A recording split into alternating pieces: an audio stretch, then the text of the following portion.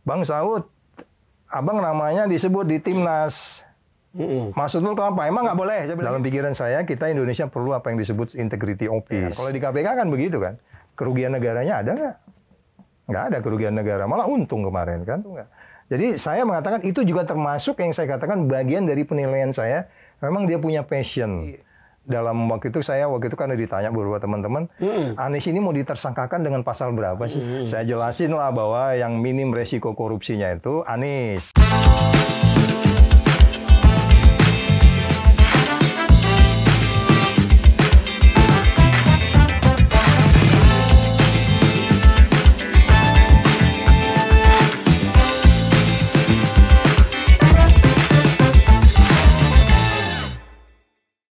Halo sahabat Kata Data, kita bertemu lagi di Gultik, Pergulatan Politik, satu program talk show yang akan disiarkan oleh YouTube Kata Data.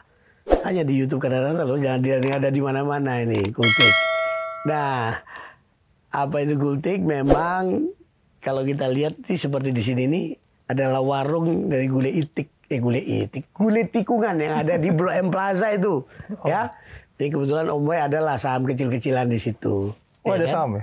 Ada saham. Ya kan? Cuman makanya kita bukanya namanya Gultik. Kalau cari Gultiknya Om Boy. Tidak buka cabang, hanya di Kata Data Indonesia. Terima pesanan di sini, silahkan. Nah, apa namanya sahabat Kata Data, untuk kesempatan kali ini kita akan berbincang dengan tamu spesial yang kebetulan juga teman Om Boy. Jadi kita harus ngomong kalau teman ya berteman, iya kan? Kebetulan teman Om Boy kan banyak, yaitu dengan Bang Saud Situmorang. Beliau adalah Wakil Ketua KPK periode 2015 sampai dengan tahun 2019, dan sekarang juga mendukung dari kontestan. Terus terang aja kita ngomong ya. Yes. Mendukung daripada. Gak boleh abu-abu, Mas. Amin. Ya, Anies Rashid Baswedan dan Muhaimin Iskandar. Nah, yang disebut Amin. Yang disebut disingkatannya Amin gitu kan. Nah, ini mungkin bisa ceritain apa Bang Saud, asal muasalnya Anda kemudian bergabung dengan atau mendukung Anies Baswedan itu gimana ceritanya? Ya gini Om Mai, jadi saya tuh sebenarnya memang kan 30 tahun tuh lebih di dunia gelap ya, ngamatin orang. Oh, gelap gimana? Gelap. Ngamatin orang. Saya ingat bener dulu kalau waktu saya tugas di Medan itu, itu ingat bener itu Ibu Megawati masih dibawa-bawa oleh Suryadi duduk di samping panggung gitu. Tahun-tahun 80-an. Mulai di populer gitu. Saya di lapangan tuh kerjanya mengamati perilaku politik orang. Ya ditugaskan oleh kantor saya sebelumnya di Pasar Minggu.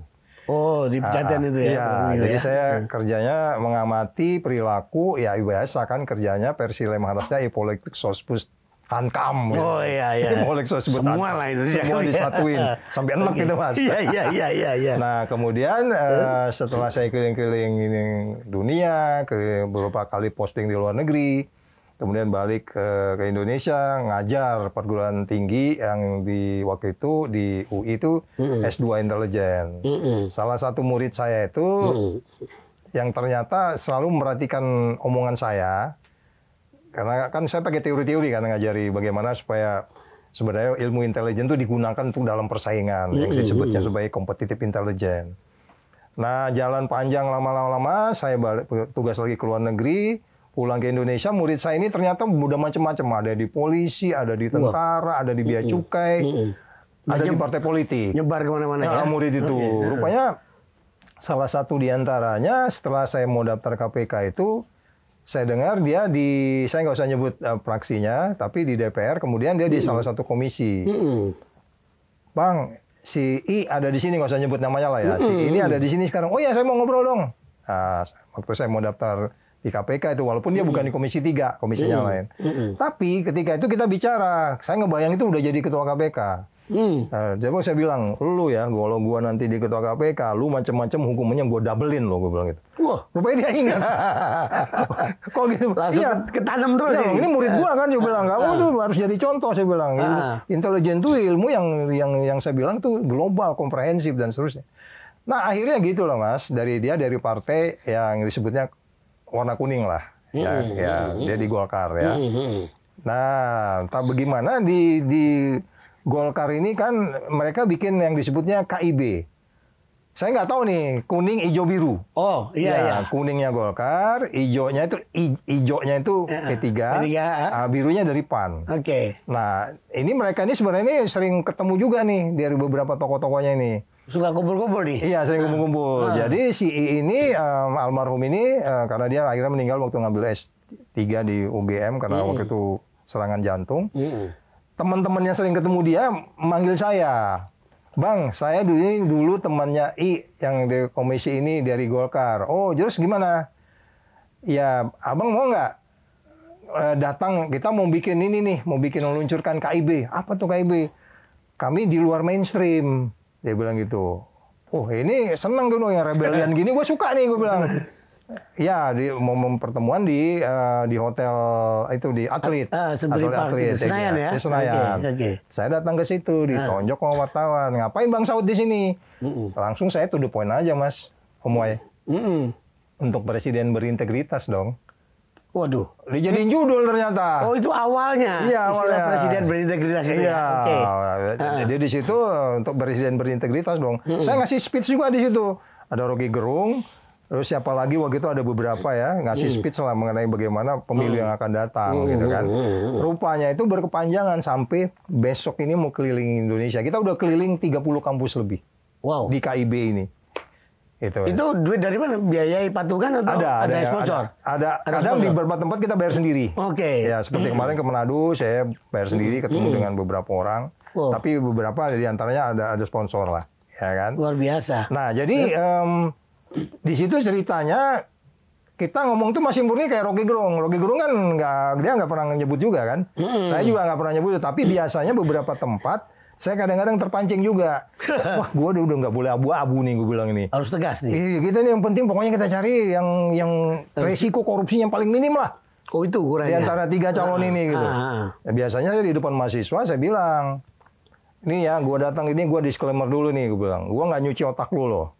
Tapi kalau lu nanti masuk bilik suara, itu antara lu dengan Tuhan lu kan. Nanti di bagian akhir gue nyebut siapa yang gue dukung gitu. Tapi gue jelaskan dulu apa kondisi korupsi di Indonesia. Ya biasanya ngejelasin itu Mas. Iya, okay. Kenapa indeks persepsi korupsi kita 34. Itu kan datang dari 9 lembaga ya. Kenapa kalau demokrasi kita kan dapatnya 24. Kalau Economic Intelligence Unit mengatakan seperti apa, World Justice Project mengatakan seperti apa, ketemu angka 34 itu. Saya jelasin satu-satu. Artinya angka yang sangat rendah itu. Rendah ya. Kenapa dia angkanya rendah? Kan polisi dinilai, jaksa dinilai. Rendah dalam arti jelek ya. Jelek Mas, kan 34 Mas, dari 1 sampai 100. Kita dapat 34 itu kan rendah.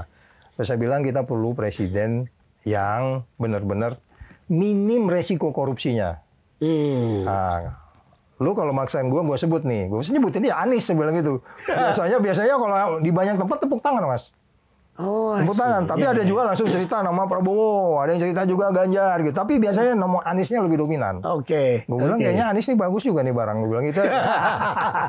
Oh gitu awal mulanya. Iya ceritanya gitu. Oke. Sampailah kemarin, akhirnya saya kan pengumuman pertama nggak ada nama masuk di tim itu. Tim sepak bola itu. Timnas. Iya. Pengumuman kedua nama saya masuk. Tapi saya ditanya dulu sebenarnya. Saya ditanya gini, Bang Saud, nama Bang Saud tuh disebut dalam sejumlah nama yang panjang, dia bilang gitu. Oh ya? Siapa yang nyebut? Ya ada lah pokoknya. Sekarang abang mau join nggak? Dia bilang gitu. Memang dari awal saya udah bilang, saya nggak boleh abu-abu kan. Bahkan Repli kan waktu acara KIB pertama kali, Repli itu masih maru-maru juga. Rep, kita udah nggak boleh nih, kita sudah nyatakan kemerdekaan nih. Harus jelas. Hadir nih. Di basket hall waktu itu kan. Tapi waktu itu yang biru waktu itu yang ngadain gitu. Nah akhirnya ya saya bilang sama yang nanya itu, ya oke. Emang udah di ini, ya pokoknya Pak Anies sudah mengklarifikasi nama-nama itu dan Pak Saud juga disebut namanya. Ya oke, saya bilang silakan gitu. Terus itu yang menghubungi siapa pertama kali? Ada seorang inilah dari Paramadina. Oke. Dari Paramadina yang saya kenal juga lama. Karena saya Paramadina ini kan punya passion anti korupsi kan. Ya kan mereka bikin wajib kuliah kan semua mahasiswanya wajib 3 SKS kan. Sedangkan ITB aja 3 SKS itu pilihan. Jadi saya merasa nyaman lah kalau bicara anti korupsi kan gitu ceritanya. Oke. Itu Om Bay. Iya, iya.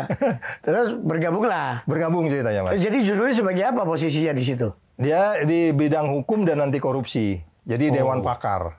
Bidang hukum dan anti korupsi, dan kemarin kita udah ketemu. Pertemuan pertama itu teman-teman di Tempo nonjok saya tuh. Oh, kenapa? Kenapa itu? Teman-teman saya juga itu. Ya, juniornya Mas nih. Iya, Aku iya. nggak nyebut namanya lah. Tapi dia memang udah kenal saya sejak lama. Oke. Sejak saya di KPK itu dia paling sering kontak wawancara ya? saya. Ya. Bang Saud, abang namanya disebut di Timnas. Maksud lu kenapa? Emang nggak boleh? Saya bilang gitu. Wartawan. Iya. Bukan. Abang dasarnya apa? Dia bilang gitu. Terus konsepnya apa? Saya jelasin lah bahwa yang minim resiko korupsinya itu Anies dari semua calon ini, saya bilang. Kedua, saya bilang karena passion saya memang di anti korupsi, saya bilang itu, saya berpikiran konsepnya itu kalau kamu tanya konsep, dalam pikiran saya kita Indonesia perlu apa yang disebut integrity office. Jadi integrity office ini seperti model di Amerika, Mas Umoy. Malaysia juga niru. Jadi integrity office ini mengawal integritas semua, mulai dari presiden sampai yang paling bawah. Oh, menarik. Jadi dia lebih pada pencegahan. Silakan korupsi itu urusan FBI, urusan polisi, urusan KPK, tapi integritas itu kita jaga. Jadi orang-orang yang udah miring-miring tuh diperingatin, orang yang mulai konflik of interest diperingatin. Kita lihat umpamanya di media nih kok orang ini main golfnya sama orang-orang kayak gini kan banyak sumber kan Mas. Oke. Nah, itu dia dari awal diingetin. Dan pejabat publik kebetulan. Iya, pejabat publik lah yang penyelenggara negara. Jadi kita jaga kan gini Mas. Saya selalu di KPK tuh beberapa tempat selalu bilang tujuan KPK itu adalah menjaga orang baik tetap baik. Kan orangnya umumnya baik semua Mas. Cuman lama-lama kan kecebur Mas. Iya. Nah itu. Nah sekarang KPK itu mungkin dia oke lah dia ada pencegahan atau tata kelola dan seterusnya. Tetapi yang fokus kepada integrity office ini. Saya sebut kepada teman-teman di Tempo kayak gitu. Dan itu ditulis ternyata. Dan mudah-mudahan itu jadi jejak digital juga bahwa ide integrity office itu saya pernah ungkapkan. Di Indonesia belum ada ya? Belum Mas. Belum ada integrity office. Yang ada baru di Amerika aja? Amerika ada. Itu keren Mas. Itu keren mereka tugasnya. Bagaimana mereka dengan model-model yang mereka lakukan untuk menjaga setiap orang tetap berintegritas. Jadi lebih kepada, ya itu bicara etik nanti. Kalau hakim kita jaga kode etiknya gitu ya kan. Kalau memang dia sensornya harus lebih sensitif dari intelijen. Karena dia mencegah kan Mas. Iya, ketat itu ada. Jangan sampai dia kecebur dulu kan. Iya. Itu. Jadi memang nanti kita bisa gunakan sosial media banyak-banyak. Dan itu komit dengan program Anies di program ke-8. Program ke-8 dari 8 misi itu kan di situ adalah hukum dan anti korupsi. Kira-kira gitu Om Moy. Oh artinya Anda sudah mengukurnya dari aspek yang paling minim resiko korupsinya ini. Kita punya barang, Amin punya barang. Ya? Amin Jo. Kalau Ronaldo bilang, Amin Jo. Nggak, artinya kalau dua paslon yang lain gimana itu? Ya, saya dalam... Apa sangat berisiko? Risikonya lebih tinggi, Logikanya Mas. Kan begitu? Iya, lebih tinggi risikonya, Mas. Banyak hitung-hitungannya. Mulai dari kita lihat, terlebih sebenarnya lebih personal ya. Dimulai dari integriti personalnya. Kan ini kan... Pemberantasan korupsi ini kan saya selalu mengatakan itu kan pedang pemberantasan korupsi itu kan harus dipegang oleh presiden. Iya dong. Kalau nggak kan nggak ada cerita Pak Agus kemarin kan Mas? Nah ya itu. Itu Anda yang bocorin ya. Soal Pak Agus itu. Agus Raharjo. Pak Agus yang cerita. Dipanggil. Nah itu kalau berintegriti nggak ada cerita itu kan Mas? Oh. Jadi makanya itu makin jelas tuh pedang pemberantasan korupsi itu dipegang oleh yang mulia Presiden kita Republik Indonesia. Harapannya hari ini juga seperti itu sebenarnya. Ke depan saya pribadi berada di barisan yang mulia calon presiden kita. Iya, dengan capres Anies maupun Muhaimin. Iya, Mas. Udah pernah bicara soal ini? Saya ketemu sebenarnya sampai kayak begini, Mas. Dengan kedua orang ini belum pernah. Belum pernah, Mas. Belum pernah ketemu kok udah berpihak itu loh Anda itu. Itulah hebatnya. Terharunya dari mana? Itulah hebatnya value itu, Mas. Oh, I see. Ya, Mas tahu nggak yang namanya kelompok tawon yang terbang? Dengungan lebah itu. Pernah nggak Mas lihat mereka tubrukan ribuan tawon itu? Nggak pernah. Itu karena value, Mas. Tawon yang di ujung sini dengan di sini itu nggak pernah tubrukan. Itu value, nilai kepekaan mereka terhadap nilai yaitu memperhatikan orang yang paling dekat. Kalau teman dekatnya bergerak, dia ikut bergerak gitu. Jadi saya melihat Anies ini memiliki sebuah nilai yang ada nilainya di kepala saya gitu. Ya iya dong Mas, dia kan pernah jadi ini kan, dia pernah dari Komisi Etik. Ya? Komisi Etik ya? Iya, Komisi Etik KPK, meriksa pimpinan KPK. Kemudian dia dapat 3 piagam penghargaan dari KPK, 2 ke instansi, 1 ke pribadinya. Kemudian dia punya passion waktu dia jadi rektor, wajib 3 SKS kan gitu. Ya, pelajaran pilihan. Jadi maksud saya memang passion dia ada di situ. Nah, sebenarnya ketika kemudian saya di KPK itu hanya pernah ketemu dia sekali waktu dia mau meluncurkan kaitan dengan data, single data. Nah, waktu itu dia mau meluncurkan single data, saya hadir di Balai Kota waktu itu. Ada juga Bambang Wijayanto juga ada di situ waktu itu. Saya pikir ini orang kayaknya ini oke nih, saya bilang gitu. Dan ya lepas dari yang namanya kemudian Formula E yang kemarin diributin, itu kan saya gambar sendiri, Mas. Kan saya gambar sendiri. Sejak hari pertama ide Formula E itu sampai pelaksanaannya di Juni 2022 itu saya pelajarin. Ternyata makanya itu yang saya bilang kembali lagi dalam waktu itu kan ditanya beberapa teman-teman, Anies ini mau ditersangkakan dengan pasal berapa sih? Ya kan, kalau di KPK kan begitu kan. Kerugian negaranya ada nggak? Nggak ada kerugian negara, malah untung kemarin kan. Terus kemudian ada ini nggak? Ada konflik of interest nggak? Atau ada dia mengambil sesuatu nggak? Jadi saya mengatakan itu juga termasuk yang saya katakan bagian dari penilaian saya. Memang dia punya passion. Ada KPK DKI, itu passion. Nggak semua daerah juga punya KPK DKI yang mengawal dia. Terus orang bingung, Bang Saud ini udah Batak, Kristen, Taliban kok dukung. Saya kan di KPK dibilang Taliban, Mas. Oh, ada di iya, itu. waktu mereka mau mengeluarkan novel CS itu kan saya dibilang Taliban. Anda Taliban Islam atau Taliban Kristen? Makanya bingung. Tapi beberapa teman bilang memang kamu Taliban Pak Saud. Talib itu pejuang, dia bilang gitu. Oke. Pejuang anti korupsi. Iya. Tapi Taliban dalam pengertian itu loh, pengertian agama itu kan gimana ya orang saya Kristen. Tapi maksud saya kan akhirnya orang melihat, oh iya oke, Saud memang value-nya beda gitu. Kira-kira gitu Mas. Wai. Oh alah. Ya. Sampai bingungin. Tapi panjangan ceritanya Mas. Gak apa-apa. Oke. Asik kok, asik. Jadi kita main 2 jam nih Mas. Iya. 2 jam ya. Pemirsa, kita main 2 jam ya. Tungguin. Iklan, banyak iklan. Kita bicara 2 jam nih. Daging semua. Gimana Mas? Tapi ini kan bukan ini. Saya agak terganggu Anda. Om Wai bingung. Ya oke lah. Dalam hal tokoh anti korupsi iya. Ya kan? Siapa nggak kenal? Bang Saud. Ya orang kan? bandel. Orang bandel. Apa namanya? Nggak bisa diatur. Nggak bisa diatur.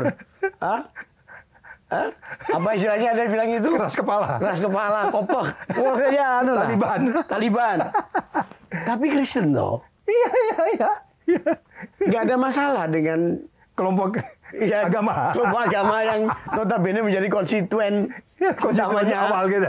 Amin itu. Jangankan orang lain, Mas. Saya sekeluarga itu 12 orang. Saya nomor 8. 5 diantaranya ributin saya terus. Tapi kan kita harus yakinkan bahwa yang kita create ini kan nilai, bukan soal agama gitu loh. Iya kan? Jadi artinya gini, memang kan waktu itu kan konsentrasi di DKI itu ternyata mereka membuat kita rusak kan. Itu yang membuat saya rebelnya saya itu keluar di situ. Nah, ini rebellion. Rebelnya saya sang pemberontak. Rebelnya saya itu di situ. Enggak gini kali. Mas, orang kalau udah sekolah di Amerika, Mas, itu cair semuanya, ya enggak dia enggak akan nyaman hidup di Amerika kalau dia mau sekolah juga. Ya kan? Kalau udah di Amerika itu pasti cair. Itu logika sederhana kita. Makanya saya dalam pengertian itu buat saya itu udah selesai gitu-gitu. Saya orang tua saya Batak Kristen hidup di Aceh, berjuang tahun 45 di Aceh. Ya kan? Kita tahu Aceh kepercayaan gimana. Kita bisa hidup di sana dan buat saya dan keluarga Walaupun kadang beberapa keluarga masih mendebat saya, kenapa pilihannya masih di situ. Tapi mereka akhirnya cair juga. Cair juga, oh bisa iya. ngerti juga ya? Ngerti juga akhirnya Pak. Akhirnya apalagi. Atau malah ikut Anda juga? Iya, udah mulai. Udah mulai ikut. Jadi, tapi memang ada beberapa orang masih bertanya, terlebih di suku saya. Kan selalu kan mereka pikir, apa ya, kok apa dasarnya gitu. Istri juga kadang-kadang kan diprotes juga kan. Kalau istri sama sukunya? Iya, ya, kebetulan kan dia Batakaro. Ya, sama diledek juga dia. Diledek, kok larinya ke sono gitu. Kita bilang soal agama itu di kita itu udah selesai. Saya umpamanya adik papa saya juga muslim, ya kan? Adik papa langsung adik papa saya. Demikian juga istri, keluarganya juga begitu. Jadi agama itu udah cair bener di kita, Mas. Nggak ada hitungan-hitungan di situ gitu. Kita ngelihatnya itu nilai gitu.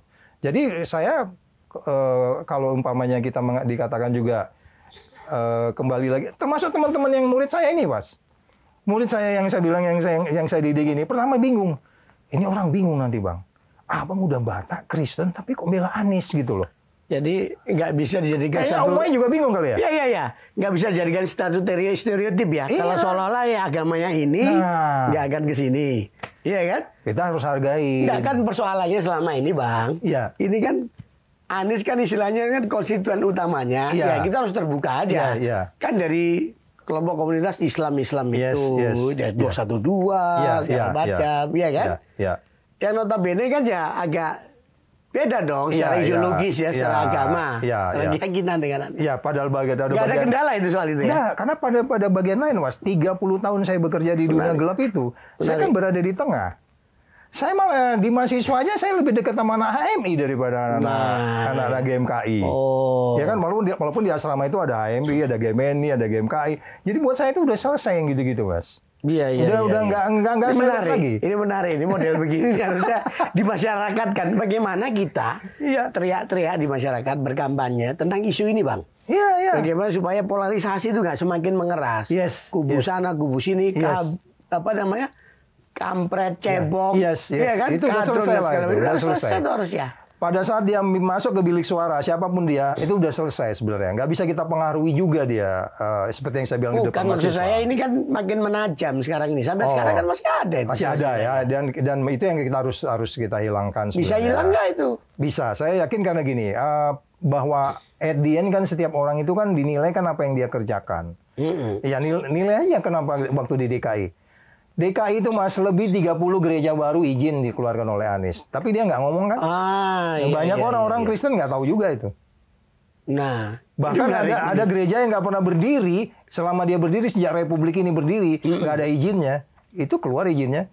Dan Pak Anies dengan humble-nya datangin sebuah katakanlah masjid atau musola yang nggak setuju, kemudian dia sholat di situ setuju, habis itu selesai cair semuanya. Sematter of diskusi kan? Itu kekuatan Anies di situ.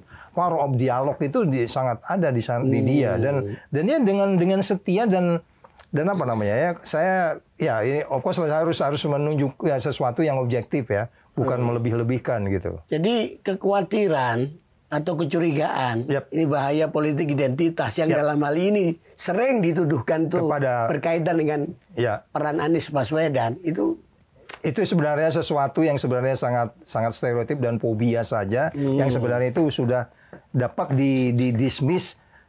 Bagaimana yang Anies selalu sebut, dia kan selalu bilangnya gagasan, narasi dan karya. Gagasan, narasi dan karya itu udah terbukti kok di DKI, apalagi kalau kita bicara Christmas Carol, bagaimana pasang pohon cemara di hari Natal dan seterusnya. Jadi saya bahkan itu nggak masuk dalam radar saya, Mas. Ya, jadi Bang Saud, sekali lagi ya, tudingan, kecurigaan, kekhawatiran dari, katakanlah, banyak kan yang menuding, ya kan, bahaya politik identitas. Yang ini identik dengan Anies Baswedan misalnya. Itu udah nggak relevan lagi menurut Anda ya? Sangat-sangat tidak relevan. Dan itu ternyata sudah dibuktikan, ya. Jadi bukan hanya dengan kata-kata, tapi sudah terbukti bahwa apa yang dia lakukan selama 5 tahun di DKI, kita bisa melihat seperti apa sebenarnya melaksanakan sampai hal-hal yang detail-detail soal lingkungan, soal COVID yang kemarin. Itu memang datang dari pribadinya, bukan karena kekuatan politiknya yang dia nggak punya partai politik loh, Mas. Iya, iya. Iya kan? Dia datang memang pribadinya yang nilai itu ada di semua partai itu. Basically sebenarnya nilai yang ada di Anies ini bisa, makanya ini dia sangat cair di partai mana aja dia dekat. Dia dekat dengan Demokrat, itu soal lain, soal kemudian mereka berpisah. Kalau Pak Jokowi masih ada partai ya, kader PDIP ya. Yes, yes. Jadi itu menunjukkan bahwa nilai universal itu ada di dia. Indikator seseorang menghold nilai universal itu kan dia lebih gampang diterima di banyak kelompok. So you trust on him? Yes, of course. There is no doubt about it. No doubt about it. Gak ada keraguan tentang itu. Bahasa agamanya, Laroy Bavi nggak akan meragukan lagi. Iya, iya. Oke. Nah jadi harapan Anda apa nih? Kira-kira Republik ini akan bisa lebih baik dalam segi pemberantasan korupsi atau apa tidak akan terjadi istilahnya penyakit korupsi ini kalau misalnya Anies menjadi presiden? Ya, jadi gini Mas, dari yang saya tadi di bagian depan udah ngejelaskan mengenai 9 lembaga yang menilai kenapa kita dapat angka 34. Waktu saya keluar dari KPK itu angkanya 40. Kemudian ketika undang-undang KPK baru yang dia nggak independen lagi, kemudian anjlok ke 34. Itu kalau kita jabarin satu persatu, itu kan semua yang disasar itu kehidupan masyarakat sebenarnya. Yaitu diantaranya adalah keadilan hukum, ya kan. Kemudian bagaimana para penegak hukum kita, bagaimana lingkungan kita, bagaimana kesehatan, bagaimana yang kita sebut sebagai pendapatan negara dan seterusnya. Kita tahu angka 349 triliun di tangannya Pak Mahfud sampai sekarang belum selesai. Mas, ini kita rugi. Negara ini bisa rugi itu ratusan triliun per tahun, Mas. Kita bisa berdebat loh itu angka itu. Ratusan triliun kita bisa hilang setahun, Mas. Hilang itu nggak tahu siapa yang ngambil karena kita belum bisa buktikan. Tetapi indikasi-indikasi itu semuanya karena mismanagement, conflict of interest. Awalnya itu sebenarnya conflict of interest. Baru kemudian lari ke favoritism, baru kemudian korupsi. Yang intinya adalah bukan mereka nggak punya niat, tapi orang yang memberantas korupsi itu bermasalah dengan integritasnya dan sebagian itu inkompeten. Jadi nggak kompeten gitu. Kalau kita ambil kasus Firly ini dua-duanya dia sebenarnya integritas dan inkompeten. Misal Firly. Oh iya. Oke. Oh iya dong Mas. Iya integritas dan tidak kompeten. Kompeten itu kan diartikan dia profesional dong, berintegritas dong.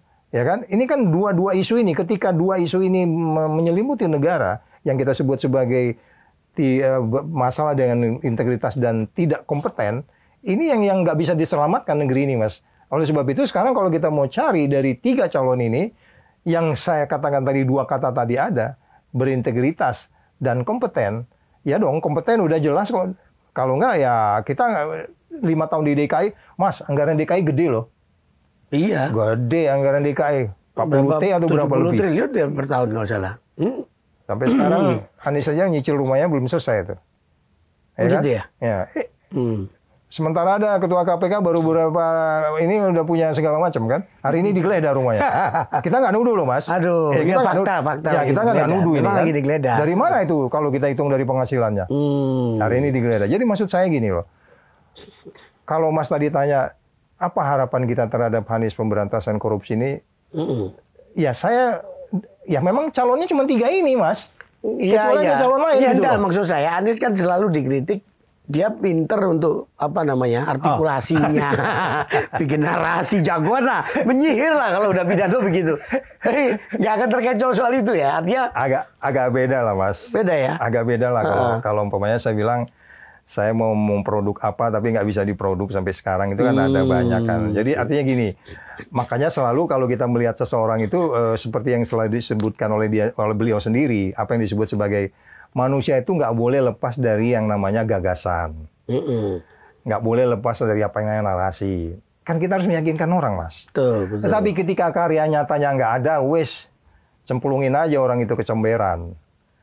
Ini dia punya gagasan, punya narasi, punya karya. Ini banyak di antara kita itu, Mas, gagasan, narasi, karyanya nggak ada. Sekarang karya anti korupsinya apa negeri ini, Mas? Mulai dia berkuasa, angkanya 34, oke? Mulai dari berkuasa 9 tahun yang lalu, angkanya 34, Mas.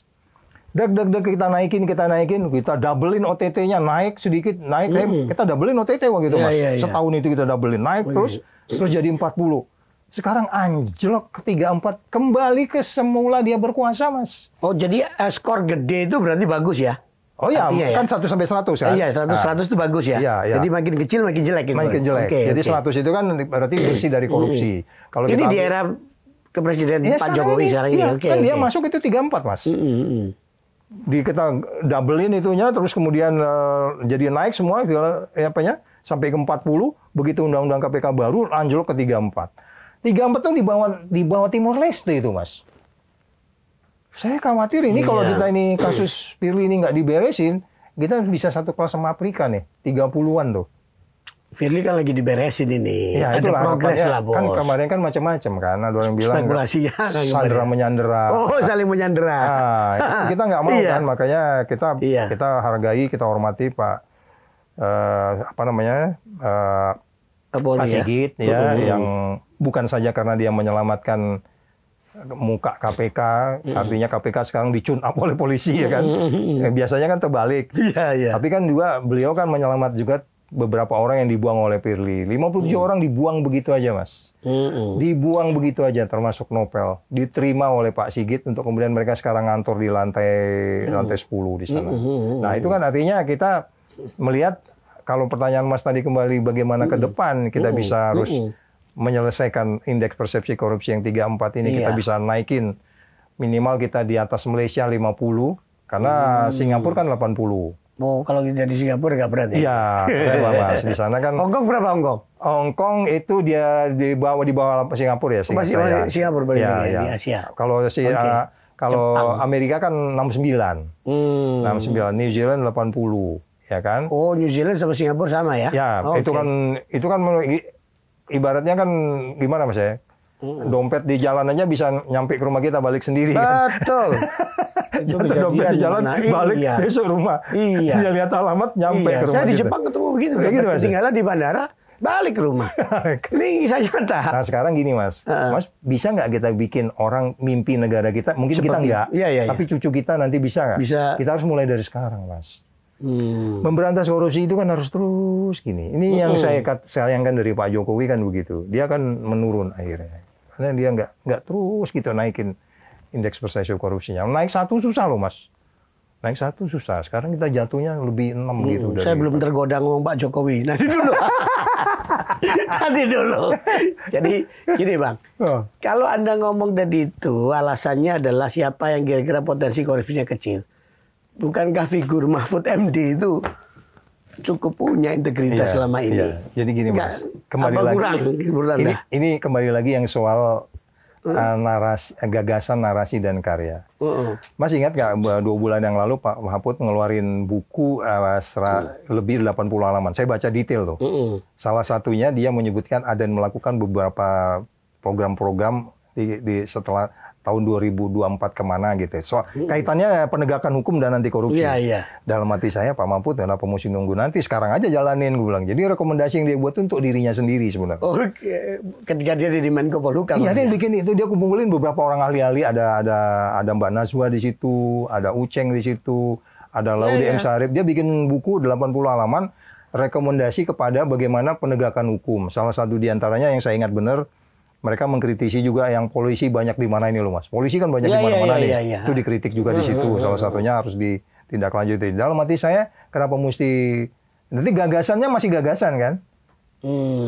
Seharusnya udah bukan gagasan kalau sekarang Pak Mahfud. Tapi Pak Mahfud kan juga bukan sekedar ngomong, sudah melakukan tindakan dorongan ke arah yang lebih baik secara hukum loh. Termasuk yang 349 itu kan dia katakan ada beberapa dia selesaikan. 349 triliun itu. Ya, tapi saya katakan dia masih sangat-sangat slow down. Sangat-sangat slow down. Dan saya paham, makanya dia katakan, ya gue jadi wakil presiden lah biar bisa gue kencengin gitu. Tapi presidennya kan kita lihat, resikonya juga tinggi dong.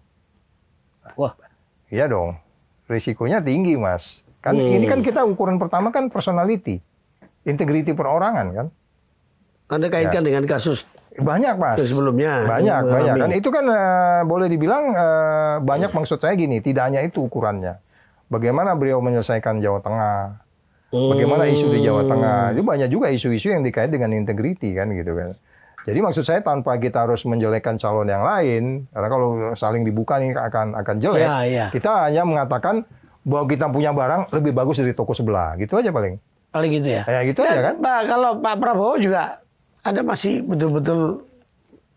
Ya itu tadi kan kalau saya bilang sih, ya gimana ya? Masa nggak ada bagusnya?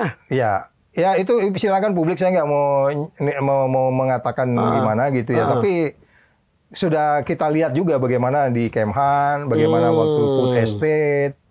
Ya itu kan problem sebenarnya. Food estate itu kan problem. Kalau dia berintegriti nggak mungkin juga nanam singkong di atas pasir kan gitu kan, sehingga umbinya nggak keluar kan gitu kan. Iya kan waktu food estate itu kan dia harus detail. Kalau Anda pemimpin kan harus detail, Mas. Nggak boleh kita pemimpin itu kita hanya nggak detail itu, kita harus masuk ke detailnya kan. Ini menyangkut apa yang dia sebut sebagai ketahanan pangan. Tapi kok bisa gagal total kayak begitu? Itu saya anggap bahwa leadership-nya jauh dari yang kita harapkan. Itu kita baru bicara satu produk loh. Kita baru bicara nanam singkong loh itu. Kita belum bisa cerita nanam yang lain-lain tuh. Ya kan? Jadi sebaiknya kita nggak usah masuk ke sana. Iya. Kan? Artinya Bang Saud ini, walaupun sudah secara formal sudah nggak di KPK kan? Iya kan? Ada nggak masuk di etik KPK apa? Nggak ada ya di?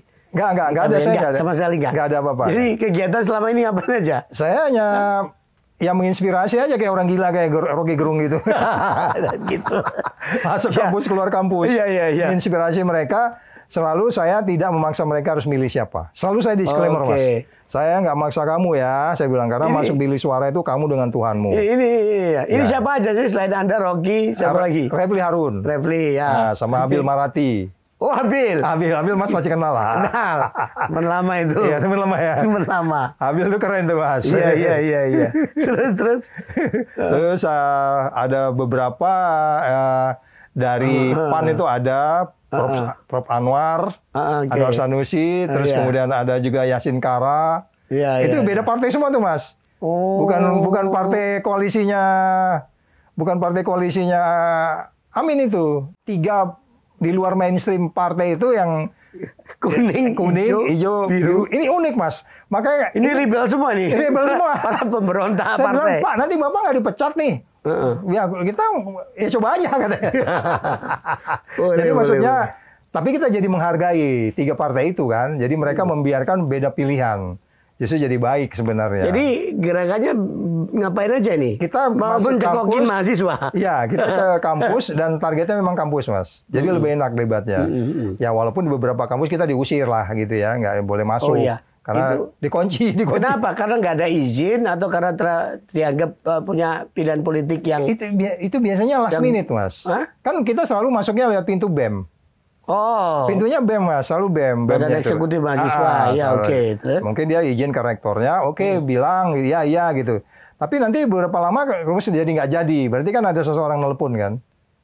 Sudah ketahuan nggak siapa yang intervensi? Ketahuan nggak? Pokoknya ada lah ya. Ada lah, Mas. Ada di invisible hand. Iya, salah satu universitas itu bahkan kan kita udah mau masuk, tiba-tiba dikunci.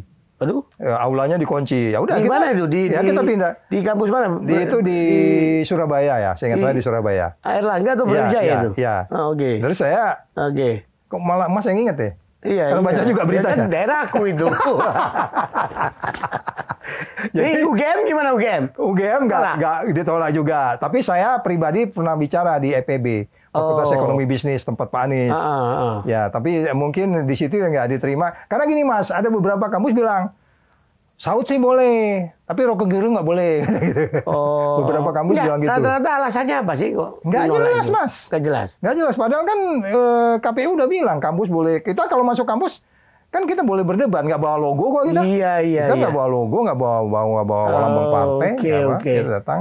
Kalau Universitas Andalas Padang malah saya dengar ya. Itu keren. Andalas keren. Itu minggu yang lalu. Jadi bulan akhir dari November lah. Andalas kita masuk. Ini nggak tahu nih nanti kita Unhas nggak tahu nanti ya. Terus Haluleo juga. Unhas di Makassar dong, Hasanuddin ya. Rencana kita baru mau masuk. Jadi intinya gini, Mas. Yang kita mau simpan kan kesannya yang jadi 3 nih, Mas ya. Kalau saya anti korupsi, Rocky Gerung anti dungu, Yang satu anti oligarki, Repli. Oh, Repli. Ini 3 bajingan disebutnya. Iya. 3 bajingan. Anti dungu, anti oligarki, anti korupsi. Iya, anti korupsi oke lah, anti dungu oke lah. Kalau anti oligarki itu hari gini apa iya bisa kita? Hah? Berat ya Mas ya? Loh, enggak, tadi itu ada tamu Om Wah yang lain dari Hasan Nasbi kebetulan, Prabowo. Dia bilang, oh kita ini keren ini podcast ya, semua diundang ya? Keren, semua kita undang. Oh ini keren semua. Mas. Ini nih, ini lama-lama Omnya bisa jadi presiden nih. Nah iya itu. Bagi Om Wah cita-cita yang paling didambakan itu bisa ngomong sama siapapun, memberi kesempatan, ruang pada siapapun untuk bicara sebebas-bebasnya. Kebahagiaan. Ya tentu kita punya etik lah untuk. Ya. Untuk itu tadi gimana Mas tadi? Ya. Jadi saya terharu sampai lupa. Jadi nggak oligarki. Tadi teman tamu Om Faiz Hasan Nasbi bilang oligarki itu kasihan juga itu, dijelek-jelekin, dianggap kusta, nista segala macam. Tapi dalam hal tertentu dibutuhkan juga. Buktinya juga semua pakai private jet juga capres-capres ini. Dari mana itu? Ya, tetap ada kalau yang nggak punya oligarki. Ya. Itu makanya Mas, salah satu programnya Pak Anies di program 8, itu kita merawat demokrasi yang kita kenal di KPK politik cerdas berintegritas. Jadi nanti ke depan, kalau memang kita ini udah nanti pemerintahan ini establish, ya harapannya kalau berkuasa kan orang jadi 10 tahun kan biasanya. Jarang kan berkuasa 5 tahun ya. Biasanya cenderung periode kedua dia dua periode ya. Mau dia bagai macam apa gitu ya. 2 periode. Bahkan bila perlu 3 periode Mas. Ada yang mau coba 3 periode. Enggak serius, ada setuju 3 periode. Jadi. Sudah setuju 3 periode. Kata datanya 300 juta apa itu rakyat Indonesia menginginkan gitu ya. Katanya gitu ya. Kata data sendiri beda ya. Beda. Jadi kembali ke tadi Mas. Iya. Saya mengatakan bahwa kalau umpamanya kita lihat ke depan ini bagaimana sebenarnya politik cerdas berintegritas itu bisa kita benahin. Artinya gini, partai politik tuh jangan ngeluarin uang seperak pun. Negara yang bayarin semua. Uangnya ada Mas. Mas tahu nggak? Saya bongkar kontainer di Tanjung Priok itu. Waktu saya tugas di KPK itu. Dibilangnya kunci Inggris. Saya buka kontainer itu. Isinya, kunci Inggrisnya cuma 1. Isinya 7 BMW 1200 cc sepeda motor. Uang kita itu banyak, Mas. Itu selundupan, Mas. Selundupan. Itu kalau keluar tuh udah besoknya dapat STNK. Ada plat nomor sementara itu ada itu. Iya. Uang kita ini besar, Mas. Jadi kalau saya bilang partai politik kita akan kehabisan uang. Coba Mas, bayangin, kasih katakanlah 50 triliun satu partai politik. Partai politik kita berapa? Sampai nggak 10. Iya. Uang yang ditangani Pak Mahfud itu 349 triliun, Mas. Iya. Bukan kecil itu. Oke. Ya, jadi makanya saya bilang, partai politik ini nanti dia mikirin negara. Kita biayain semua. Nah, itu salah satu program Pak Anies di situ untuk merawat demokrasi, pertumbuhan demokrasi, untuk kemudian partai politik kita biayain. Dan itu konsep kita sebenarnya selama di KPK. Itu konsep waktu saya di sana juga begitu. Kita udah teliti di LIPI, kita udah keliling dunia, di mana negara mempelajarin partai politik. Supaya tadi itu yang naik pesawat itu, ya iya dong Mas, ini kan nggak mungkin juga Pak Anies naik bus. Iya. Hah? Loh, siapa juga mau presiden naik bus? Bisa saja, itu kan bayar. Iya, enggak. Bukan waktunya lagi. ini loh Mas. Oh iya, itu waktunya ini. Itu iya. Kalau bayar, kalau Pak Anies dong, jangan minum dulu. Kalau Pak Anies mau naik bus, gue yang bayarin juga cukup. Tapi kan nggak mungkin, berapa provinsi. Iya, nanti orang yang di Sumatera bilang kok Pak Anies Jawa sentris, katanya gitu kan. Iya. Nah, jadi makanya saya bilang, nanti ke depan itu, begitu kampanye, pesawat kita sewa. Dari mana uangnya Pak Saud? Banyak, uangnya banyak. Saya bilang nggak ada uang. Ya kan? Mahasiswa nganggur kasih 5 juta. Ya, orang rumah sakit masuk rumah sakit. Tapi ya pajak harus benar kan gitu, Mas. Kita benahin. Jadi sehingga kemudian nggak ada istilah 10% orang menguasai sekian uang di dunia, kan di Indonesia kan gitu. Iya. Jujur aja Mas, kita ngitung-ngitung itu. Problem itu memang. Jadi itu bisa oligark itu bisa kita atasi, Mas. Tapi ini kan bertahap. Nah, iya. Menurut Anda kalau misalnya Tuhan menakdirkan Anies jadi presiden, amin. Itu bisa diatasi ya? Bisa Mas. Dan mudah-mudahan kita angkanya itu udah kita bisa bayangkan. Anda jadi jaksa agungnya kira-kira? Jangan Mas, jangan. Saya nggak bisa. Nanti nggak bisa ketemu. Nggak bisa ngobrol di Gultik. Aku pengen kita gini terus. Iya. Kita dari jauh aja Mas. Ya kita dari jauh di posisi yang dunia gelap bisa Jadi lah. Saud Situmorang itu pengennya jadi apa sih sebenarnya? Di dunia gelap enak Mas. Oh, jadi kayak di kaca ribet kayaknya. Kita bisa ngeliat orang nggak bisa ngeliat kita. Ya, Iya itu. Jadi kita ketemu di bawah aja nih. Oh. Podcast mungkin kita lewat jauh lah. Ya, aku belum terpikir sampai ke Lo sana. enggak, kalau Anda jadi pejabat publik, penyelenggara negara yang memang penting posisinya untuk menegakkan hukum, why not gitu loh. Ya, itu pestatnya belum sampai ke sana, Mas. Ada Salo punya keinginan Salo, ya, jangan di... ya, tapi belum sampai ke sana. Jadi maksud saya gini loh. Kita harus proven dulu lah. Kita buktikan dulu bahwa kita memang meng-create sebuah nilai yang kita anggap bisa membuat Indonesia lebih bahagia. Itu di program ke-7 dari programnya Anies. Membuat semua rakyat Indonesia itu bahagia. Program ke-6. Mas kebayang nggak bagaimana membuat rakyat Indonesia bahagia? Kita harus teksnya kita benerin. Saya tadi udah cerita Tanjung Priok kayak gimana. Iya. Kita belum bicara pajak rokok. Kita belum bicara pajak-pajak yang lain. Duit kita ini gede, Mas. Partai politik suruh diem. Pokoknya kamu mikirin ini. Nanti kampanye saya siapin pesawat. Mas. Iya, negara yang nyiapin dong. Iya, negara, Mas. Iya, Ya, gini aja. Kalau saya presidennya, Mas, tinggal ngomong. Halo, pesawat itu yang baru berdiri lagi ada pesawat Pelita Air ya? Pelita. Selain Garuda. Selain yang itu tuh. Selain yang hijau tuh, warna hijau apa tuh? Citylink. Ya. Tinggal ngomong. Itu Pak Anies, dia nggak ikut, bukan Pak Anies, siapapun presidennya lah, si A pokoknya gitu ya. Soalnya Anies contohnya. Anies contohnya. Dukungannya soalnya. Si X. Iya, iya. Karena dia calon presiden, oke, Garuda belas sekian yang mau ke Tanjung Priok, mau ke Solo nanti ada nggak jam sekian? Ada. Dudukan dia di bisnis, prajudan 2, 3, terus kemudian kasih. Selesai, Mas. Bisa. Selesai. Bisa, simple. Semua. Simple dia. Iya, jadi itu direncanakan semuanya. Jadi adil dong buat semua, nggak kayak sekarang, Mas. Orang dorong Anies katanya bisnisnya dimatiin, ya kan? Itu nggak boleh. Masih itu. Masih, Mas. Kan Pak Anies sudah ngomong katanya ditanya-tanya pajak. Itu tidak akan pernah terjadi di era Anies. Silakan berbeda pendapat.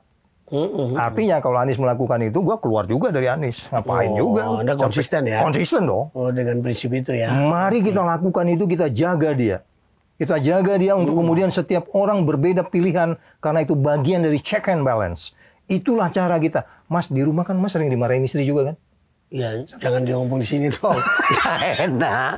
Bukan sering lagi. Anak-anak juga kan? Hah? Pak, kok Papa cuma ke Hong Kong terus? Iya. Itu bagian dari check and balance, Iya, Mas. iya, betul. Jadi orang yang mau di check and balance inilah yang sebenarnya yang paripurna. Kita nggak mau juga Pak Anies ini lama-lama jadi siapa gitu ya, bukan dirinya lagi karena oligark ini gitu. Oligark karena ya gelimang kekuasaan segala macam ini kan. Yang panjang pokoknya begitu, kita nggak mau begitu. Jadi semua yang ada sekarang ini totally kita ubah. Nggak ada lagi rektor ditakut-takutin, dewan rektor nggak berani ngomong, ya kan? Sudah sekian kayak gini negara nggak ada statement yang kita dengar keluar dari mereka. Sementara MK-nya sudah kayak begitu. Kayaknya teori hukum itu kayak nggak laku sekarang di negeri kita, Mas. Nggak boleh lagi seperti teori itu. nakut-nakutin segala macam yang dilakukan oleh tangan-tangan tak kelihatan itu. Yes. Apakah dalam situasi sekarang pun misalnya ada belum berkuasa, Anies belum jadi presiden, sudah apa yang dilakukan? Misalnya ada protes kah atau apa? Ya, itu kan jangan didiemin dong. Ya, sebenarnya sudah mulai kan. Dengan dia mulai campaign itu kan salah satu diantaranya logika-logika yang nggak masuk di akal soal IKN, pokoknya gitu kan. Terus kemudian soal yang lain-lain, soal pupuk yang dia sebut itu, ya kan dari 100 hari pertama kan udah disebut. Yang menyentuh orang benar. Kalau model-model harga yang naik sekarang ini sebenarnya kan itu posisinya karena bisnis proses yang nggak baik dilakukan kekuatan-kekuatan tertentu yang memungkinkan harga menjadi naik. Kita kan udah tahu treatment-treatmentnya soal beras, soal cabai, soal pupuk, soal pertanian. Itu kan semua treatmentnya karena konflik kepentingan semua, Mas itu.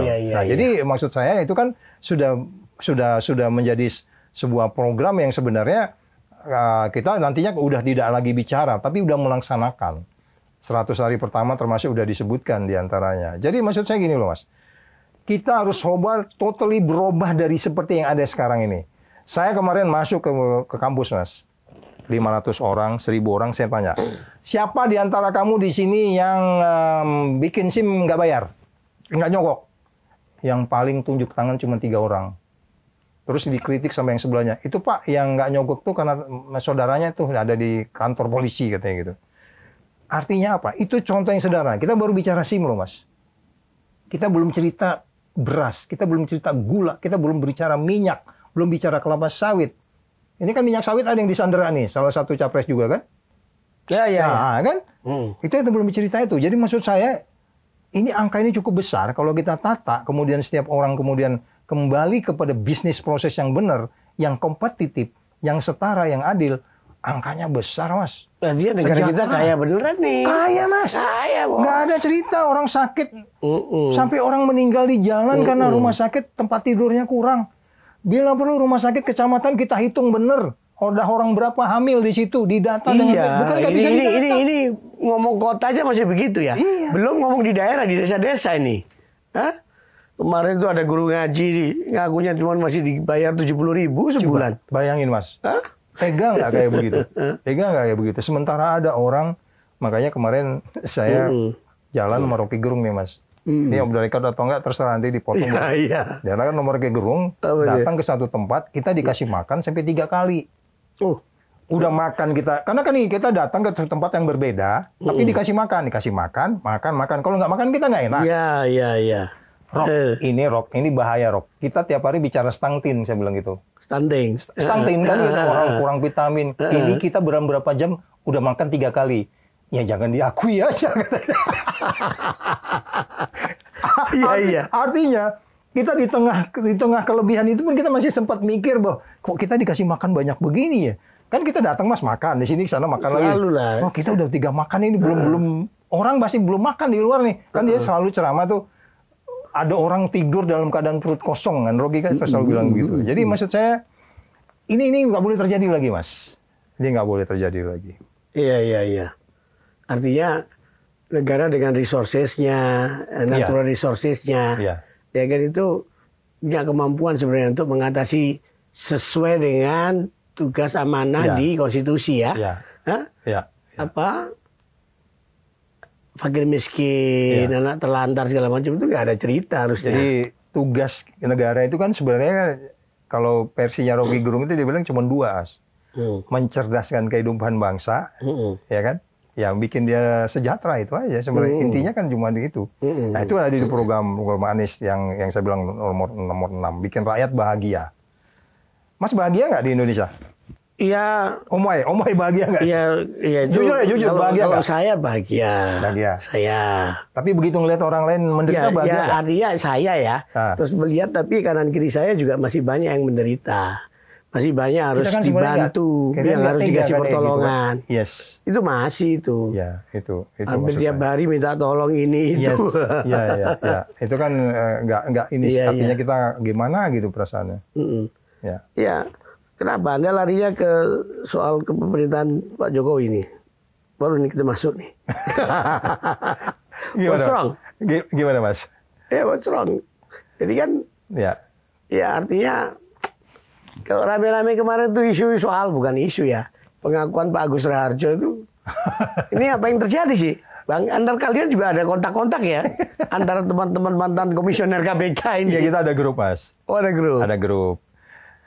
Kalau Laude bilang ke saya di WA itu, dia menyebut besoknya dia ketemu. Saya nggak tahu, mungkin saya salah baca, tapi yang saya tangkap, selesai ketemu hari ini, besoknya dia ngomong ke Laude, Pak Agus itu. Saya nggak tahu nanti ini apa ya, tapi ini kan udah milik publik, saya nggak ada. Iya, udah rame. Tapi kalau saya sih, case-nya SN itu Agustus September 2017, Pak Agus itu ngomong ke saya itu 2019, Mas. Pada saat kita mau mengembalikan mandat. Mas ingat nggak? Kan Agustus sampai September itu kan rame-ramenya 2019 itu kan rame-ramenya Undang-Undang KPK. Nah, kemudian kita mau mengembalikan mandat itu sekitar bulan 2019. Kita turun ke bawah, sambil mau turun itulah Pak Agus bilang ke saya. Apa dia bilang? Pak Saud, yuk kita turun ke bawah, katanya. Yuk kita jalan. Saya dimarahin. Hentikan, katanya gitu. Apa Pak? Iya, saya mau Pak Jokowi suruh hentikan kasus SN. Karena kasus sudah lama, saya nggak nganggep kan. Karena kita mau turun ke bawah, di bawah masa udah banyak gitu. Saya nggak mikirin. Sampai saya hari ini ya nggak ngepikirin itu. Nggak saya anggap lagi karena toh memang kita udah menyelesaikan kasus itu kan, udah vonis kan, udah inkrah juga gitu. Jadi nggak sampai menjadi pertanyaan saya lebih lanjut kenapa pergi sendirian. Cuman ada dalam pikiran saya. Cuman nggak saya sampaikan Pak Agus, tapi udah jelas lah kalau dipanggil sendirian ya, masa saya jadi minta ikut atau Pak Agus ngajak orang lain. Tapi itu secara etik bagaimana SOP-nya kalau dipanggil sendirian apa boleh? Minimal itu 2 lah Mas. Iya. Etiknya itu. Karena gini Mas ya, kalau saya umpamanya di lantai 15 itu ada pegawai mau datang urusan pribadi umpamanya. Dia mau operasi jantung umpamanya gitu ya. Itu datang ke ruangan kita itu nggak sendirian, 2-3 orang. Supaya nggak ada konflik of interest. Padahal dia mau lapor aja bahwa saya besok mau operasi jantung. Apalagi kalau yang nyangkutnya tugas. Nah nilai itu ada di kepala kita. Jadi kalau kemana-mana ya kita biasanya kita jaga nilai itu. Nilai itu jadi artinya kalau dipanggil selama ini emang berlima gitu. Tapi ketika kemudian saya ngebayang Mas. Kalau Mas yang dipanggil lah. Om Wahai dipanggil gitu. Wahai, sini Wahai. Aku mau ngomong. Oleh? Presiden. Oh iya. Jangan-jangan sama istri juga nggak ngomong kali ya. Kan rahasia kan? Iya. Nah itu wajar. Jadi jangan disalahin juga. Cuman jadi kan saksinya jadi kurang. Betul. Cuman bertiga. Makanya saya bilang yang bertiga ini. Beliau, Pak Jokowi sama Pak Pratikno kan? Pak Pratik ya. Ya udah kalau gitu di lie detektor aja. Siapa yang bohong? Diukur pakai yang digital. Pakai yang digital ya. Biar lebih akurat ya. Biar akurat gitu kan? Lo enggak? Maksud saya gini loh, kenapa kok tiba-tiba bukan isu ya, peristiwa itu dimunculkan kembali? Nah, ini aku ditanyain juga nih, wartawan paling banyak nanya ini Mas. Kenapa? Jadi apakah ada kaitan dengan Pak Agus yang katanya mau DPD? Kalau saya bilang sih. Pak Agus mau maju DPD. Ya, DPD di mana dia? Jawa Timur Mas. Oh Jawa Timur. Kalau itu dari awal saya dukung dia Mas. Malah saya bilang sama Pak Agus kapan kita ke Jawa Timur? Because I know him very well, saya tahu dia, wajar. Biar saya kampanye buat Bapak, saya bilang. Dia integritasnya oke lah. Iyalah, kan saya kenal. Iya. Jadi saya bilang, oh ya nanti kita atur waktunya. Waktu dulu. Kemarin juga saya tanya gitu, nanti kita atur waktunya. Jadi maksud saya, kalau itu kebetulan, kenapa mesti sekarang? Kalau menurut saya sih, ini kelihayan itu boru Batak, boru Silalahi itu. Rosi. Iya kan? Ini kan dia dipanggil di sana kan mau bicara KPK kan? Iya dong. KPK ya. Iya bicara KPK. Iya. Kemudian kemana-mana diskusi berkembang. Pak Agus kan pasti akan berada dalam posisi kenapa KPK sekarang seperti itu kan? Mau nggak mau kan dia kebayang pertemuan itu kan? Kebayang yang dia dipanggil itu bahwa saya nggak bisa diatur akhirnya undang-undang KPK kan gitu. Jadi mekanisme pertahanan dirinya dia keluar. Kalau saya bilang sih itu Mas. Lebih kepada trigger ditanya mekanisme dia tahan keluar bukan saya. Jadi nggak ada motif. Ya, kalau mau orang memframing itu nggak salah juga. Tapi kemudian kalau Pak Agus ngomong kayak gitu, apa ininya? Ataunya gini, yang nilai yang dirusak. Malah kan dia membangun check and balance kan. Bagus. Walaupun artinya boleh dibilang terlambat. Tapi kan terlambat karena memang itu yang saya bilang tadi, kalau ditanya orang, Pak Saud kenapa begitu? That's not my story to tell. Iya. Itu bukan cerita maksud saya gini, oke lah, bukan urusan Anda.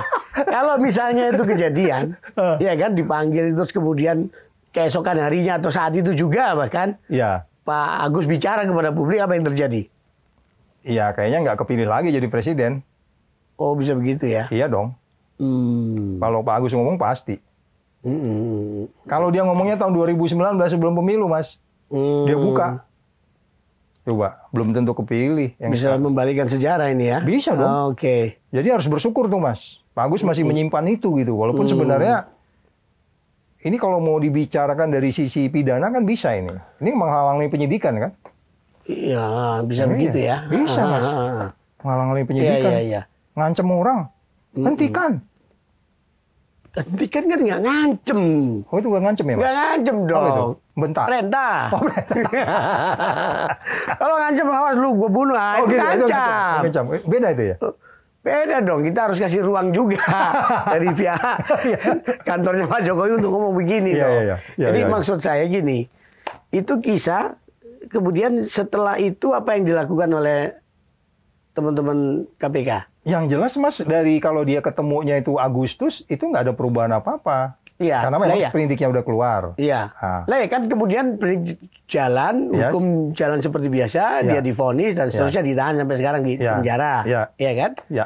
Lah kan moral ceritanya ini apa yang mau disampaikan sebenarnya? Kalau saya bilang pasti Pak Agus coincident, tetapi sebenarnya kalau kita mau bicara secara nggak ada yang kebetulan di bumi ini, Mas. Oh, Iya dong. waduh. Nggak ada yang kebetulan di Anda bumi. bicara bahasa langit ini. Oh, ini bahasa lain, Mas. Pak Agus mungkin nggak berencana untuk mengatakan itu. Tapi kenapa itu terkatakan juga? Anda ada coba kontak sama beliau setelah Cuman rame-rame dia ini? ada kontak. Sorry ya Pak Saud, omongan saya jadi viral. Oh, dia begitu. Iya. Iya. Omongan saya jadi viral. Nggak apa-apa Pak. Kapan kita ke ini? Saya langsung to the point aja. Nggak apa-apa Pak. Kapan kita ke Jawa Timur? Saya mau dukung Bapak. Saya bilang. Iya dong. DPD. Itulah kesetiakawanan Iya. ex-veteran pejuang. Iya. Dia memang anak Surabaya. Iya, Surabaya. Anak Surabaya. Iya deh. Nah, jadi maksud saya bagaimana akhirnya itu tidak ada yang kebetulan itu, kemudian Rossi bisa menggali itu. Pada bagian lain kalau menurut saya, Mas, Om Wai, jadi menurut saya gini loh. Om Wai yakin nggak bahwa apa yang disampaikan Pak Agus itu sebenarnya membuat kita lebih dinamis politik kita? iya, ini berkahnya itu. Iya, berkahnya. bukan semata-mata untuk mengenyampingkan Pak Jokowi, gitu kan? Ya kita menghargai itu presiden kita. Tetapi orang bisa aja salah. Saya bisa membayangkan kalau memang betul peristiwa itu, kenapa Pak Jokowi? Jadi Anda belum pasti, belum yakin. Loh kan saya kan testimonium di audito, Mas. Apa artinya itu? Artinya katanya masih kan? Katanya masih ya. Iya kan? Oke. Testimonium di audito Iya, kan kalau iya. bahasa hukumnya itu. Iya, loh. iya. Walaupun katanya dari mantan ketua KPK, Iya. Pak Agus Raharjo yang terkenal punya integritas. Iya, tapi kan katanya, Mas. Tapi tetap katanya. Katanya kan gitu Oke, kan. Jadi oke. maksud saya kalaupun itu terjadi sebenarnya, saya sedang membayangkan sebenarnya apa ya di benak Pak Jokowi kenapa mesti manggil, kalau kontennya tetap melarang itu loh ya. Iya kan? Nah, itu coba ditafsir itu. Nah, itu kan gimana? Makanya saya katakan begini, itulah kalau jadi pemimpin kita nggak boleh favoritisme. Kan kita udah punya background sebelumnya yang kemudian ceritanya muncul dari Pak Sudirman. Untuk orang yang sama kan? Iya. Favoritisme kan? Iya. Yang kasus Papa minta saham itu. Iya, waktu itu. Iya, di Seneni gue loh. Si Freeport ya kan? Freeport ya.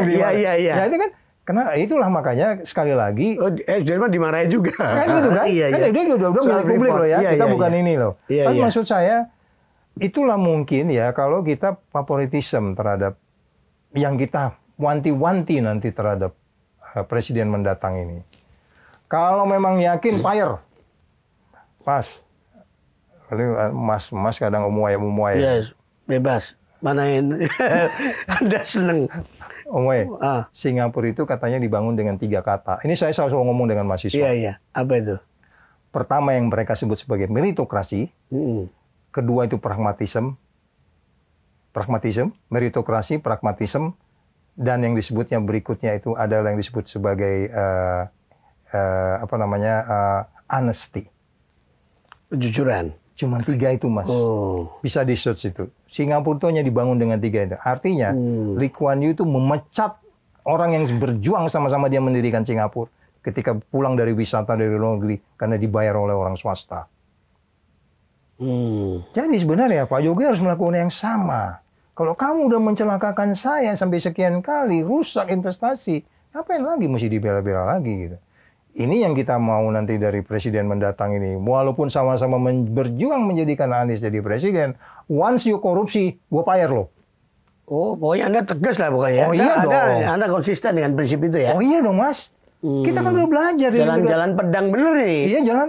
Kalau nggak kita nanti sama, apa bedanya dong? Iya. Ini menarik.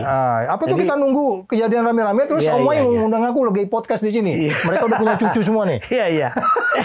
Artinya bukannya tanpa reserve ya kan semua itu. Gitu, namanya Mas. Manusia, Bos. Jadi ketika Anda udah meritokrasi, majukan yang maju. Pragmatisme bener lah. Kita nggak mungkin bisa bikin bersih cepet gitu ya. Tapi honesty ini mesti dijaga, Mas. Dengan ini kita bisa angka indeks persepsi korupsi 80 itu ya kita harus integriti dulu dong. Memang betul kita harus pragmatisme ya, kadang-kadang dia ngimport pasir juga dari kita ya kan. Ya, tapi kan dia tata gitu, nggak rugi-rugi amat gitu. Soal importir yang nggak bayar pajak itu soal lain lagi, masa Lee Kuan Yew suruh ngurusin. Iya, nggak? Iya Kan? Jadi maksud saya 3 hal ini, yang saya lagi katakan, I really trust that Anies have these 3 things. Three very important things. Yes. Okay, you may say that is my personal views, tapi kita kan challenge dia. Iya. Dari 3 hal ini. Jadi kembali lagi. Trust, ini penting trust ini. Ya. Ya. Jika Anda kehilangan trust ya udah. Selesai. Tapi kan kemudian koordinator staf khusus di Istana Presiden Pak Ari Dipayana kan mengatakan bahwa ya istilahnya dia mau bilang so what, kan faktanya kan hukum berjalan tetap. Ya. Ya kan? Prosesnya tidak dihambat. Ya kan? Bahkan Pak SN di penjara sampai sekarang menjalani hukumannya. Ya kan? So artinya kan yang ngapain ngorek-ngorek hal-hal yang kayak gitu dari sisi kepemimpinan Pak Jokowi gitu, Pak. Ya, jadi gini Mas. Kemarin itu saya ada di acara di acara di Salut TV ya. Saya kebetulan ketemu dengan Frederick Yunandi. Itu loh yang Mbak Pao, kasus Mbak Pao. Mbak Pao-nya SN. Oke. Oh iya Dia kan penasihat hukumnya kan. Kan itu dia kita kenakan penghalang penyidikan kan. Udah bebas ya? Udah bebas. Ketemu saya di salah satu TV. Kena berapa tahun dia? Waktu itu berapa ya? Saya nggak ingat itu. Tapi yang jelas sudah bebas. Ketemu di salah satu TV, saya bilang, bro. Tapi saya di acara TV itu bilang, di mata saya lebih menghargai ini Frederick Yunandi inilah sebagai lawyer yang pernah menghalangi ini saya melakukan penyidikan daripada orang yang masih di luar sana belum bisa saya penjarakan tapi masih korupsi sampai hari ini. Saya bilang gitu. Benar nggak Mas? Setuju nggak? Iya dong. Kamu setuju ya? Iya. Orang udah menjalani kewajibannya. Kalau perbandingan itu ya jelas. Dia sudah melaksanakan kewajibannya, dia dihukum. Ya, jadi maksud saya, dia menghalang-halangi penyidikan, tetapi kan SN tetap di penjara. Bukan berarti kemudian menghalangi penyidikan, terus kemudian kalau kasusnya jalan, kemudian orang itu nggak dihukum. Iya. Paling tidak kita pertanyakan kenapa sampai keluar statement itu gitu loh. Jadi maksudnya kembali lagi kalau dibilang adalah kemarin itu kenapa mesti sekarang? Saya nggak bisa mengatakan bahwa itu kenapa mesti sekarang ya gitu. Saya mengatakan kembali lagi itu tidak boleh dilakukan dan secara pidana itu disebutnya sudah fultoid, Mas. Fultoid terjadi peristiwa pidana menghalang-halangi penyidikan. Apa obstruction of justice itu maksud gitu ya? Iya, itu sudah terbukti itu. Itu menghalang-halangi secara hukum itu fultoid dan itu bisa dihukum sebenarnya. Waduh. Ya bisa dihukum, Mas. Sama dengan Frederick Yunandi ini, walaupun SN-nya tetap di penjara. Hukum maksudnya pidana nih? Iya dong. Serius? Iya dong, kenapa enggak? Sama dengan Frederick Yunandi, kan kita hukum dia. Dengan menghalang-halangi waktu itu soal apa ya, di rumah sakit itu kan. Itu bisa, Mas. Tapi kan konstruk ceritanya kan belum jelas betul, Bos. Iya, makanya itu kembali lagi, saya bilang, kalau kita mau mengatakan ada yang merasa, ini deliknya ini kan bukan aduan ini sebenarnya. Iya kan? Bukan aduan deliknya. Tapi menurut saya, kalau memang kita mau, katakanlah kembali lagi, ini mau diselesaikan dengan cara seperti apa, itu ya silakan. Aku nggak dalam posisi membawa seseorang ke depan pengadilan karena menghalangi penyidikan. Pada bagian lain kita belum bisa memastikan betul antara 3 orang ini seperti apa gitu kan. Tapi tadi Anda menarik tadi membandingkan antara yang sudah menjalani hukuman, yang disebut menghalang-halangi penyidikan tapi sudah dihukum dan bebas. Ini masih lebih baik daripada daripada siapa yang nggak ngaku. Yang nggak ngaku yang masih berkeliaran ini. Iya. Masih banyak ya? Masih banyak. Masih yang kabur-kabur itu. Ya, iya kan termasuk yang kabur-kabur. Terus saya bilang sama dia, Pak Mas Fredrik, nanti kalau Setia Novanto keluar, saya akan mengucapkan omongan yang sama loh sama dia, saya bilang. Kepada Pak Novanto? Iya, saya bilang gitu. Oh iya. Iya dong, kita menghargai dia. Fair, ya. Dia dihukum, Mas. Iya, udah menjalani hukumannya. Masih banyak orang berkeliaran di luar, masih korup. Kita nggak bisa buktikan karena dia lihai, karena dia punya backing. Iya nggak? Karena dia punya segalanya. Wah ini top penting nih. Ini nggak boleh kita lakukan lagi di era Anies, Mas. Makanya kita katakan KPK yang adil tidak tebang pilih kan. Nah, itu program ke-6 tuh. Selalu kan begitu problemnya, yang selalu jadi apa ya namanya, kritikan di masyarakat kan, hukum itu tumpul di tumpul di atas, tajam di bawah, di masyarakat bawah. Itu sudah nggak boleh, Mas. Kalau nggak, kita nggak akan bisa menciptakan cita-cita yang kita sebut sebagai tadi itu, semua rakyat kita sakit masuk rumah sakit, mahasiswa nganggur juga bisa kasih beasiswa 2 juta, 5 juta, sampai dia ketemu pekerjaan baru, terus kita bikin pertumbuhan ekonomi baru supaya semua lapangan kerja muncul, ya kan?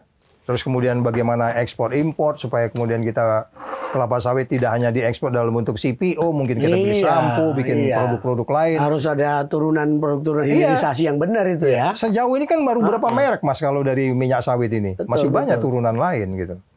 Ya tapi ya gimana? Di Sarituse ini, Sudirman Said mengatakan kansnya berat ini. Untuk jadi? Untuk jadi, itu menang. Yang benar Om Wai? Sudirman, tapi ya termasuk juga faktornya kan logistik juga. Tidak sekuat dari yang lain-lain. Artinya tim sukses merasa berat. Iya, berat betul. Itu berat nggak nih menurut Anda? Kalau berat, untuk memenangkan Anies, berat kalau berat ini, Mas, harus kita rasakan supaya kita latihannya. Ini kan kita mau olimpiade nih, mau medali emas nggak nih? Kalau medali emas ya kita harus exercise. Termasuk kita ini lagi jalan ngobrol mahasiswa, meyakinkan kita punya barang lebih bagus dari toko sebelah, ya kan gitu kan? Ya kan? Tapi gimana logistik gimana? Ya, logistik itu kan pemilu pilpres khususnya. Ini kan terus terang aja, yang paling penting juga diantaranya selain ada strategi lah, membangun networking di mana-mana, jelas untuk elektoralnya supaya betul-betul efektif. Kan itu perlu logistik, resources segala macam. Ini bagaimana? Mengalokasikan yang paling penting, Mas. Kalau kita punya uang sekian, kita alokasikan dengan tiga strategi, kita rugi. Termasuk sekarang waktu ditanya, Pak Anies kok katanya balihonya paling dikit. Iya. Nggak zamannya pakai baliho, Mas. Oh, itu jadul itu ya? Jadul itu mah. Sekarang kita main kayak gitu udah cukup kok. Itu kan pakai yang banjir tuh baliho. Kita dengan mengirimkan flyer. Bukan, itu yang kemarin ada orang ya, Mas. Ada orang kemarin itu bukan saya loh ya. Ada orang lain, aku nonton aja. Katanya ibu-ibu hamil disuruh minum asam sulfat itu. Oh iya. Itu aja udah, itu kan udah. Itu lebih mahal dari sebuah baliho, Mas. Udah jadi viral. Iya kan?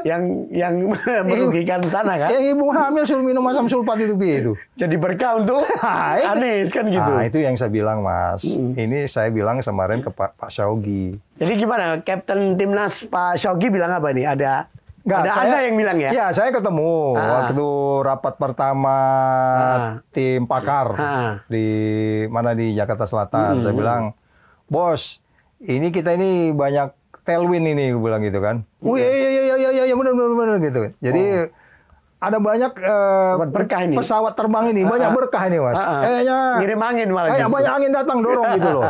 Jadi artinya walaupun kita sedikit banner, terus kemudian, tapi ketika kemudian kegiatan-kegiatan yang mendatangkan orang kan mereka datang sendiri.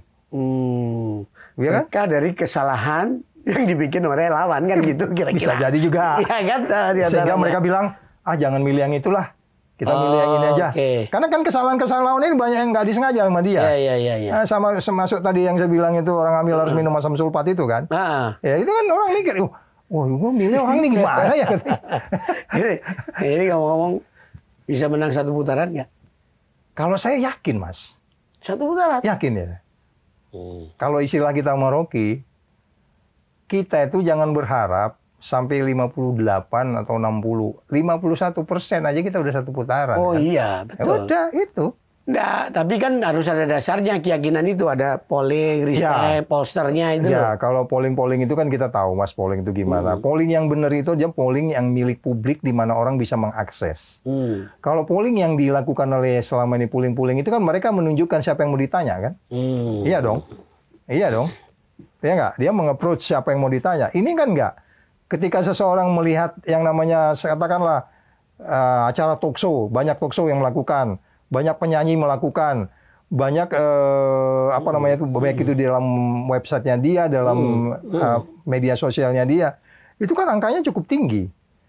saya tidak dalam posisi untuk menilai itu bahwa kita yakin betul sampai 80%, tapi rata-rata sangat signifikan dibandingkan polling-polling yang dilakukan oleh polling-polling profesional yang menurut saya mereka bertanya kepada siapa yang mereka mau tanya gitu. Termasuk kalau samplingnya para mahasiswa yang datangi ya di kampus-kampus itu ya. Iya kan? Itu sebagian besar ke Amin ya. Iya kan, kan saya bilang begini, teriakkan setinggi-tingginya pilihan kamu. Itu semua teriak Mas. Dominan tuh Anies Mas. Dominan Anies. Iya. Jadi artinya ada yang memang yang dia teriaknya lebih banyak gitu karena suaranya lebih gede. Tapi yang teriak cuma 1-2 orang sebenarnya. Yang lain tapi. Iya, yang lain, pilihan yang lain, bukan Anies gitu. Oke. Iya kan? Iya. Atau begitu selesai saya ceramah kan, dia langsung teriak lagi. Saya bilang, aduh pilihan kamu itu kurang bisa. Dia nanam singkong di pasir nggak ada buahnya, aku bilang gitu. Oke. Iya Bang Saud Situmorang, terima kasih banyak nih ngomong-ngomong yang luar biasa. Kita ngomong bebas lepas. Iya, saya terima kasih kata data karena hari ini kita juga bicara pakai data kan? Oh iya dong. Iya, kita speak by data semuanya. Iya betul. Iya kan? Iya. Nah oke. Sahabat Kata Data, ada yang baru di katadata.co.id.